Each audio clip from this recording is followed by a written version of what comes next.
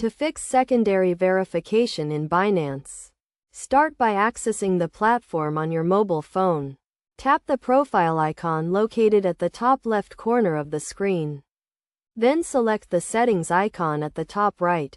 This will open up a menu with various options, including security, which can be found by scrolling down. Within the security section, you'll find the option for two-factor authentication, also known as 2FA, which is recommended for added protection.